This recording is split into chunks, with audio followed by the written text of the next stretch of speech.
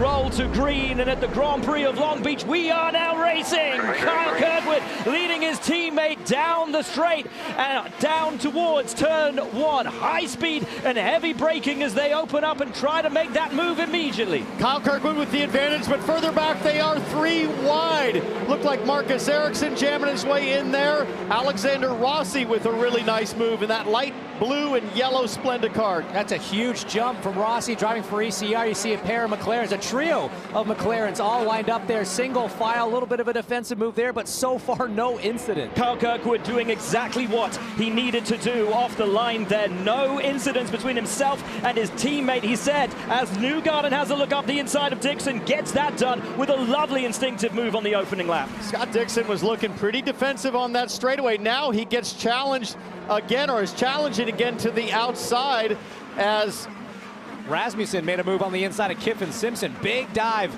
as we see now Newgarden trying to defend against Dixon. He's on those harder tires, not able to mount the attack. A lot of desperation early on if you're 10th or farther back, especially for drivers like Dixon and Newgarden, used to the sharp end of this grid. They know they have to make positions early. Newgarden said that was the goal. Make passes, be aggressive. There's only one option. Meanwhile, 2 young American drivers looking to become 2-time winners here at Long Beach. As Alexander Rossi defends from Marcus Ericsson, former teammates. If Rossi, I'm trying to figure out if he was trying to defend from Ericsson or if he was trying to attack below. This guy has the bit between his teeth, was confident coming into the weekend, guys, but then after practice one, it was all sorts of sideways. The car was not there, the grip was not there. They threw the kitchen sink at it for qualifying, and it seems to be working. Alexander Rossi, of course, has won here twice before, but a big salary payment in the offseason to bring him into this team, Ed Carpenter Racing, to deliver these sort of quarterback-like performances, leading his organization forward methodically. I talked with his father this morning about exactly that, how they just want to keep taking one step at a time and growing the program with Alexander's leadership. He's doing it today. David Malukas in the AJ Foyt entry, the number 4 car, having a good look at the back of Marcus Armstrong in the Meyer Shank. And when we talk about Meyer Shank, Felix Rosenquist sitting P3 at the moment, has taken that position over from Alex Palou, who's dropped 2 positions from the start. Your championship leader, Rosenquist, of course, on the pole here last year. And for all these drivers, James, that have started on the soft tire, you are settling into tire conversation. But not Joseph Newgarden. He is not conserving anything. He is dropping those softs immediately and going right to the hard tire. Going to try to make it now on 2 more stops. You have to do at least 2 laps on each compounded tire. They got through the 2 laps on the softs with Joseph Newgarden. They came immediately in. That's a bold strategy call. But from 15th place, Townsend, I like it. Let's roll the dice. If you do the same as the rest of the cars, you're not going anywhere, but you might make a couple spots up. That could be a race-winning move when we get down 50, 60 laps in. And who's the fastest man on track right now, guys? It's Joseph Newgarden, a 1:09.0. That's a 1.5 seconds faster than your race leader, Kyle Kirkwood. That tells you they're already starting there we go. to fall off. That's Malukas we saw diving into pit lane there.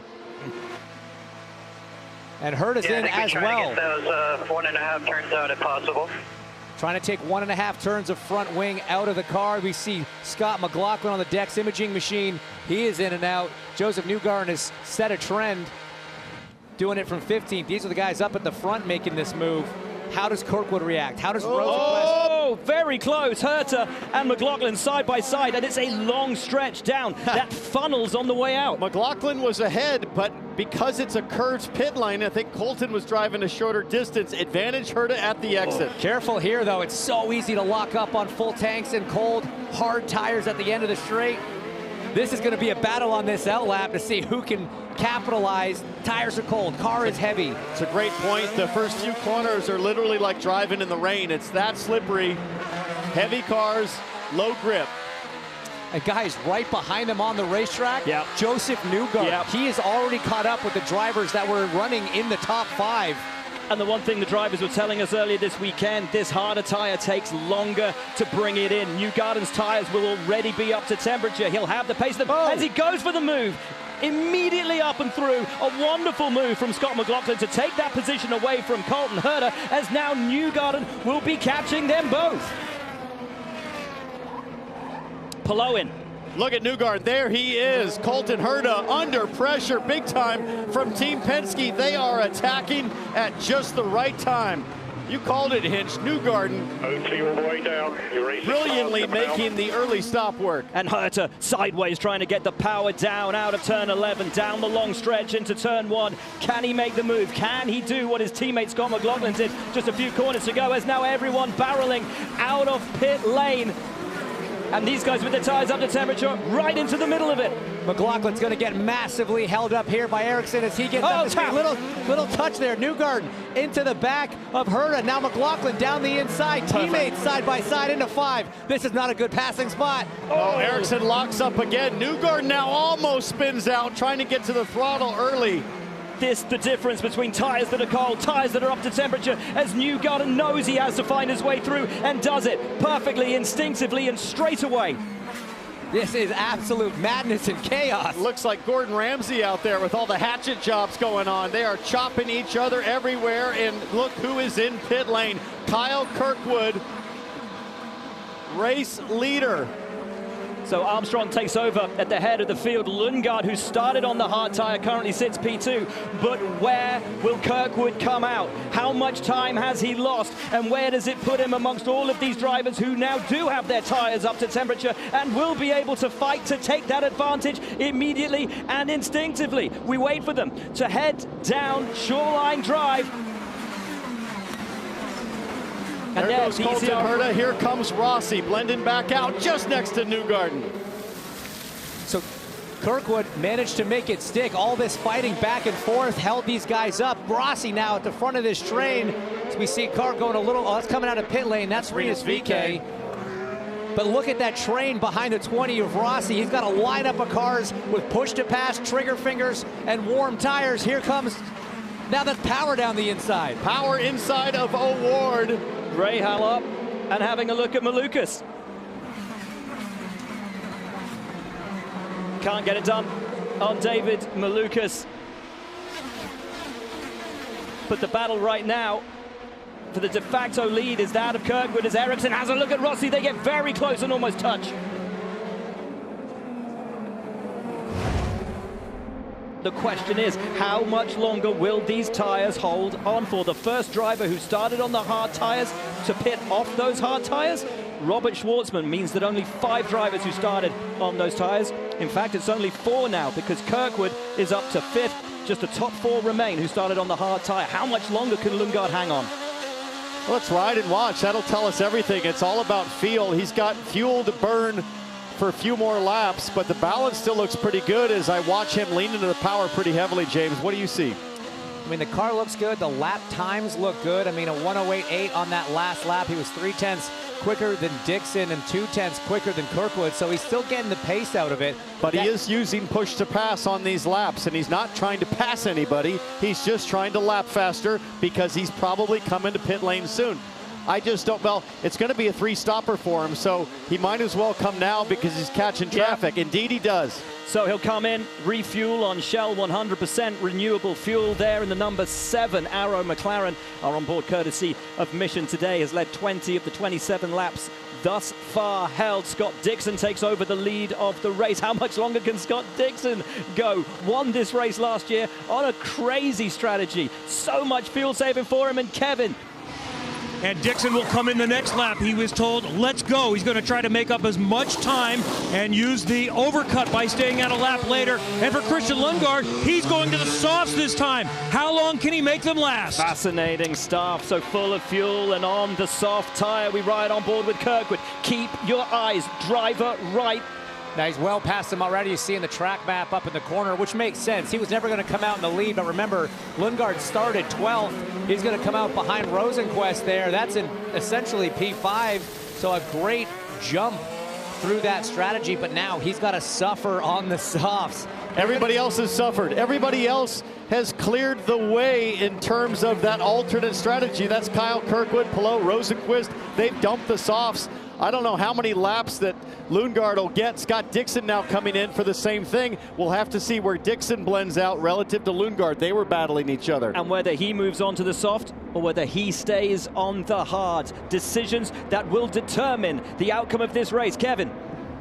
And he's doing the same strategy as Lundgaard. He's going to get his mandatory stint with the softs, the green sidewalled Firestones on this time. And what is going to be fascinating is to watch the blend. That is a quick stop for the PNC Bank crew and the Honda of Chip Ganassi Racing. He screams down to turn 1. Who's going to have the advantage between him and Lundgaard on that strategy? That stop looked faster, Will, than the one of Christian Lundgaard. So Lundgaard is on Shoreline Drive right now. There he is. Dixon out. Will he get through before him? It's going to be tight. And Lundgaard just keeps the position. Oh, but it's Scott McLaughlin that loses out here. Cold tires for Dixon, hot tires for McLaughlin as he tried into 4. No, he's losing so much time to Lundgaard in front. Although soft, cold tires for Dixon will become hot, soft tires real fast. That's the difference with the softer compound. Look for Scott Dixon to be lightning quick and go right back onto the gearbox of Christian Lundgaard. He's coming in the pits right now, guys. A leader of this race responding to what Chip Ganassi Racing and the 10 has done. So now it all comes down, Jack, to the pit crews and the outlaps. Absolutely it does. I was chatting to the team. What they were hoping for happened. Alex Palou had to pit first. They're literally now doing his pit stop. No wing change. This outlap is so critical. Kevin, what's happening where you are? Waiting to see Colton Herta. He'll be the next one up near the front, stopping from his position inside the top 6. Everyone is satisfied as Herta is in the tire requirement except for Stingray Robb. He has not run the soft green sidewalls yet. Everyone else likely done with the greens. So Alex Palou on the front straightaway. Here comes Kyle Kirkwood. Here comes Palou. Now it doesn't look close, but Kirkwood's on cold tires. Palou will be able to catch him very quickly over the next few corners, but Kirkwood easily with track position. Yeah, that's a big advantage to Kyle right now. It shows you that overcut approach, going that little bit longer, that 1 lap longer, can really gain you some time, because I know he's still getting up to speed, but that's a big gap, Townsend. That's and there was a nice little move. bobble on the pit stop for Alex Palou that we saw on one of the front tires, maybe. Look at that. Palou already asking, are we safe with Rosenquist as well? He's doing the math. He's doing the strategy from inside the cockpit. That is such an impressive thing to see right now. Rosenquist running behind Palou by a good chunk. To race those guys like Lundgaard on the other strategy. Barry Wanzer reminding him there's other players in this race today. Christian Lundgaard's done such a great job with that alternate strategy today, running long on the hard tires. And how is his lap time? A 1:10.7. It's not I think great. that soft tire starting to come apart a little bit in terms of performance. So that's something that the McLaren team needs to be studying closely and start to think about Lundgaard's next stop. This is it. They were running 1:09s just a few laps ago. Lundgaard down to the 1:10s, Dixon into the 1:11s. How much longer can they make those soft tires last? Here we are on board with Christian Lundgaard on those soft tires. Take a look at the wear rate on that right front. But also, we can see the gap to Scott Dixon. He's the blue and orange car that's driving into the pits. He caught some traffic there. He lost a lot of time to Lundgaard, so advantage to the 7 on this strategy. Now Christian has to push and probably is going to come in next lap to cover Scott Dixon. And Kev, you're down there waiting the 9. So the last time Dixon stayed out a lap later than Christian Lundgaard. This time he's going to come in at least 1 lap earlier. There's no movement in the Aero McLaren 7 pit box at this point. Let's watch the PNC Bank crew. It was quick the first time, but not as quick this time. A little bobble on the right rear, so they've lost a little bit of time on this stop. Very slow on that right rear. Don't expect to see that from the 9 crew. Slow on the right rear, slow on the in lap as well due to traffic. So this cycle has not really worked out super well for Dixon and the 9. You see the onboard there of Lundgaard. Let's see, does he decide to come in this time? He's entering turn 9. Dixon's going to slot out in front of Scott McLaughlin right now, who was running in 11th, but he's on those hards. They are cold. McLaughlin's going to be full attack. Dixon with his mirrors full of Penske and right up the inside, and that's wonderful from Scott McLaughlin. Beautiful move. Hard place to get it done. Now McLaughlin's teammate Newgarden trying to line up the 6-time champ. Here comes Newgarden. See it all too easy. Scott being smart, not defending too much. You can lose even more lap time and make yourself more susceptible to guys like Colton Herta, who's now right behind Dixon, if you go too aggressive on defense. It was that exact situation for Scott Dixon that put him in the wall here at Long Beach with Pato O'Ward a couple years ago, and possibly lost a championship opportunity as Colton Herta goes by. Lundgaard coming down to our man Kevin Lee.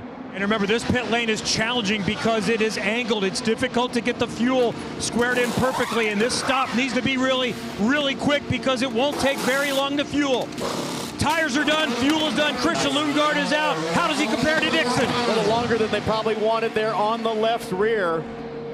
Just a small hesitation, but that can mean everything. You're crawling at 45 miles an hour. It's so difficult as a driver to not lose your cool. Off the button now. There goes Palou. So that's an effective third in the race. Wow. He's got Rosenquist coming, I think, hard behind him. He's going to have to fight to keep the Meyer-Shank racing machine of Rosenquist behind. He's already now on his gearbox. This is going to be the battle for effectively third. Rosenquist with tires up to temperature. Will he have a look up the inside like McLaughlin did? Oh, he's close. He's really, really close on this short little run down to the left-hander. Rosenquist chucks it up the inside, says thank you very much, and will disappear off into the distance. What a great start to the season for this guy, Felix Rosenquist.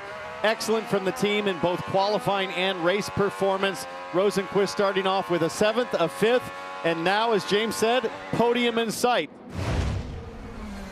This man, Kyle Kirkwood in the 27, is controlling the pace right now, Jack. What are they saying on the stand down there?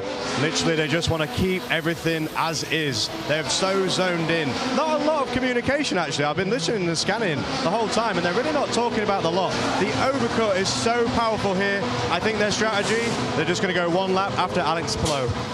Easier said than done. You have no idea how much Alex Palou is saving fuel behind you there. I mean, that could be part of the reason that gap isn't changing as we see Joseph Newgarden coming in for his final stop.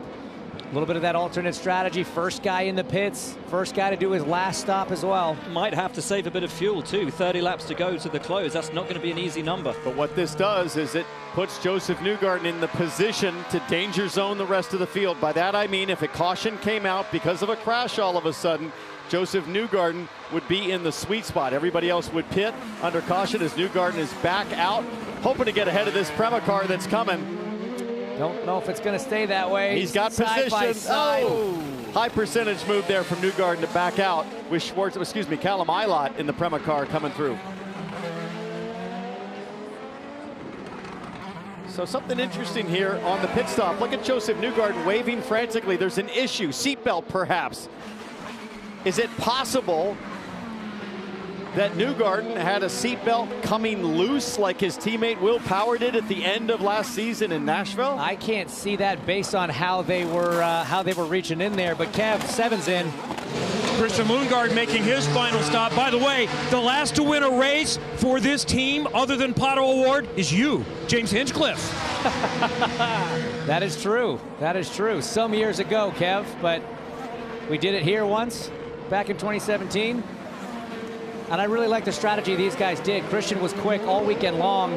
You know, I've been really harping on how impressed I've been with his transition to McLaren. This is a car that has been a struggle for other guys to drive other than Pato O'Ward. This team's been built around him. The setup's been built around him as we see more trouble for Joseph Newgarden. You might be right, T-Bell. That might be a seatbelt issue. It's easy to do here because of the hairpin.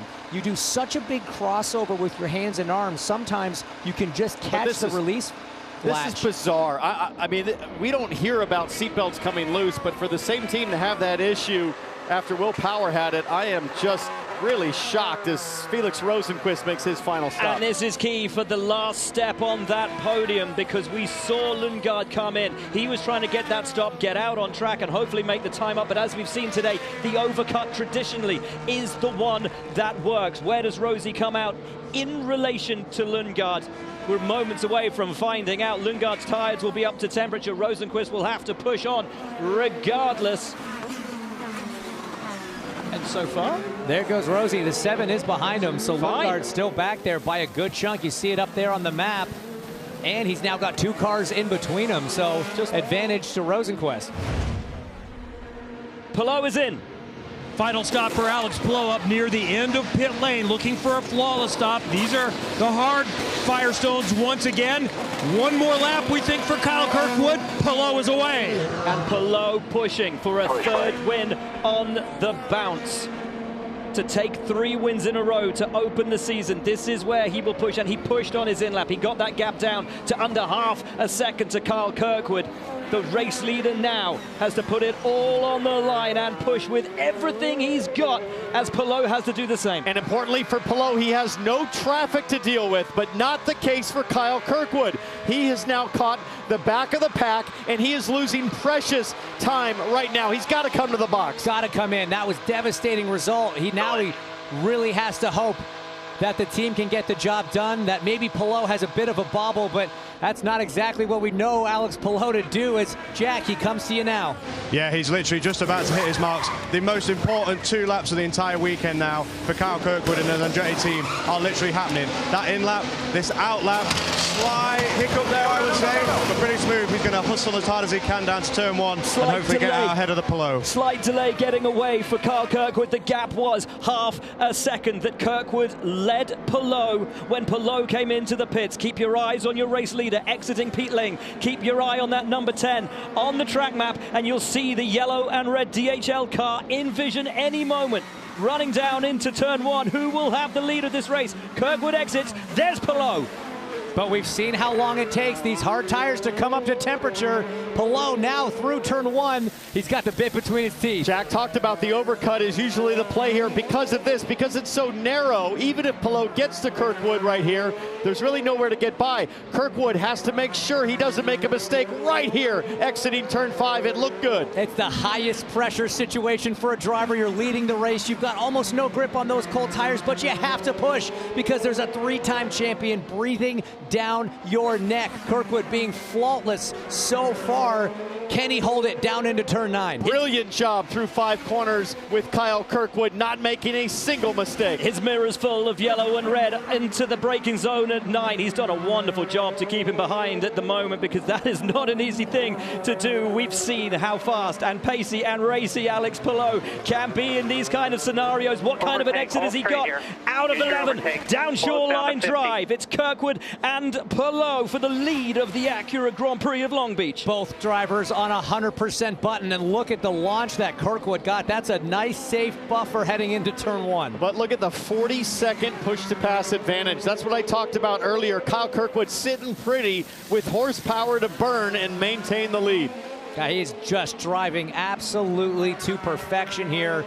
Great execution, hitting his marks, not getting flustered in a high-pressure situation. Very Alex Palou-like performance from Kyle Kirkwood. It is. He's out-Palou-ing Palou right now, and you love to see it. How Palou you? How dare you? How dare you suggest anybody can match the master? Kyle Kirkwood absolutely doing it. I'm sorry, it's blasphemous of me to say that. I would never do it again.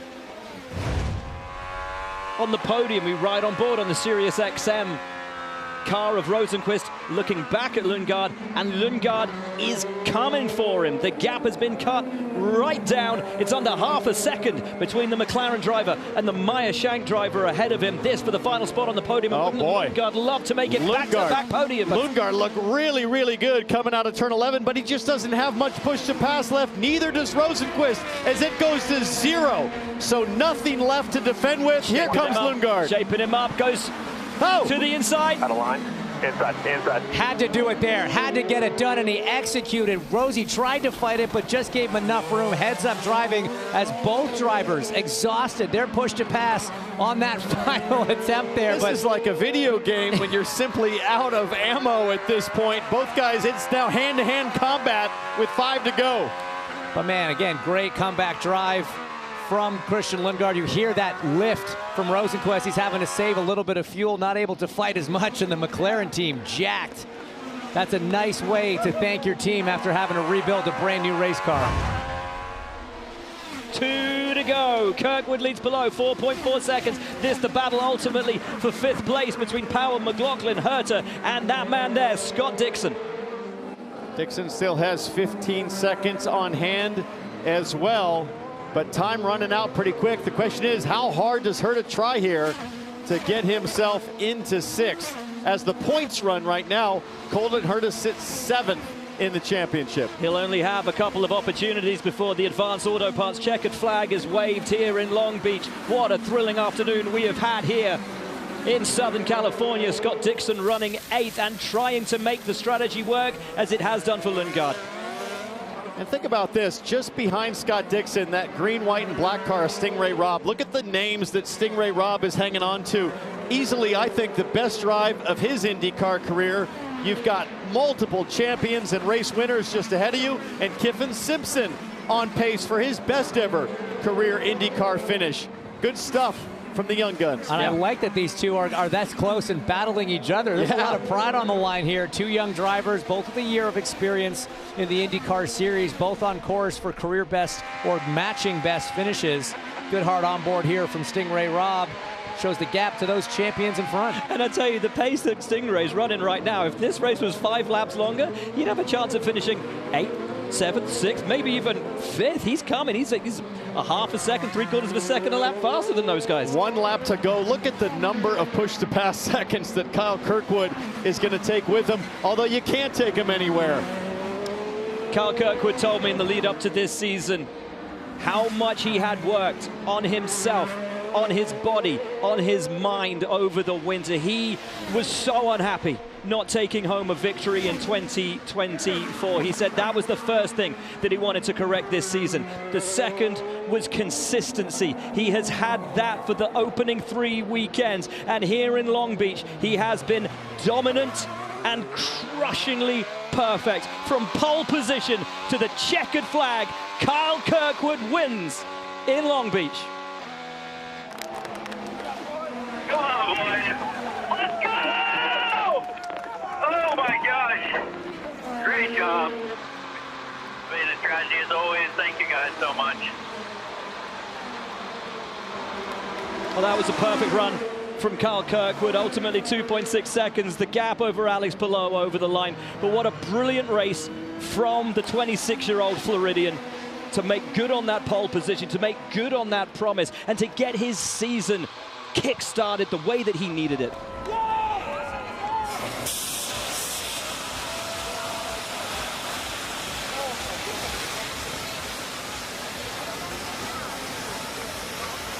Kirkwood beat his team down to victory lane. Yeah, he's that fast. It's a great thing to see. I mean, drivers want to win any race in the IndyCar series. Oh my gosh. But this one is special. Kyle Kirkwood reaches for the sky to celebrate the win. And we can hear from him now. And he's at least had one teammate down here to greet him. Kyle Kirkwood is getting used to victory lane at Long Beach. 2 of his 3 wins, all 3 on street courses. And Kyle, you've just beaten the driver that some started to wonder if he was beatable at all. How did you hold off Alex Palou after your last stop and you came out right in front of him on cold tires? I tell you what, he didn't make it easy on us. I mean, hats off to Prefab Honda today. Hey, good job, brother. Congratulations, dude. Huge one. Fuck yeah. Excuse his language. I mean, yeah. I mean, what a great day. We controlled the race from practice, right? I mean, we felt like we were in control. Really good qualifying, amazing race, amazing strategy. But it was just execution all across the board is what won us that race here today. Because if Palou was in front, he would have beat us for sure. This was a track position race here today without any yellows. And, I mean, hats off to the Prefab Honda Andretti guys. Amazing job. And this is our coast-to-coast weekend with Andretti and TWG Motorsports. And to finish it off with a win, man, that is so cool, so cool. So hats off to the entire organization. They really deserve this one. And you're second in the championship now. Is the 27 team coming? Oh, we're trying. I said that before this weekend. This is where we turn it around, and you know, we're super happy with this win, but we're also upset that Palou finished second, right? Like, we need to start getting more of these. That's the only way to beat him. So we're gonna reflect on this one, soak in this win, and then straight into Barber, where hopefully we can do this all over again. But this is a good one. It's been a long time. I had a drought last year of no wins, and this is huge for me, huge for my morale, huge for the 27 crew, huge for Honda. 50th Grand Prix here at Long Beach, right? And to win it in a Honda, the Acura Grand Prix is huge. And a 2-time winner here in the streets of Long Beach, and the team is here. Go celebrate. Kyle Kirkwood wins again. Up next, it's the Children's of Alabama Indy Grand Prix, Sunday, May 4th at 1:30 p.m. Eastern on Fox.